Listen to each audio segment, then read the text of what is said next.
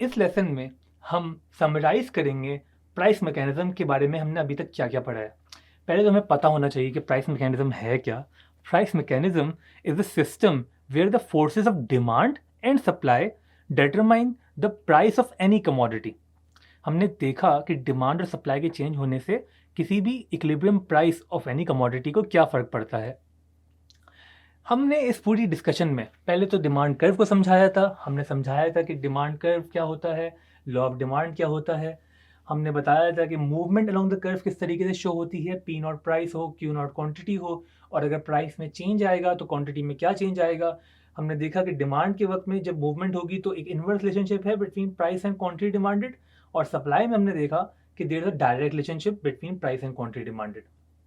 फिर हमने demand supply diagram को एक साथ बना दिया और हमने कहा कि इनकी इंटरसेक्शन से इक्विलिब्रियम प्राइस और इक्विलिब्रियम क्वांटिटी आती है फॉर एनी कमोडिटी।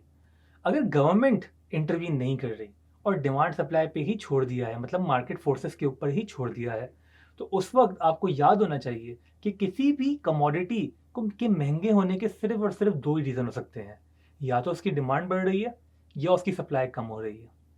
सिमिलरली कोई भी कमोडिटी अगर सस्ती हो रही है तो उसके भी सिर्फ दो और रीज़न हो सकते हैं। कौन से दो? या तो उसकी डिमांड कम हो रही है या उसकी सप्लाई बढ़ रही है। हमने इन्हीं ग्राफ्स को देखा और हमने देखा कि जब डिमांड और सप्लाई दोनों में चेंजेस आए तो क्या होगा।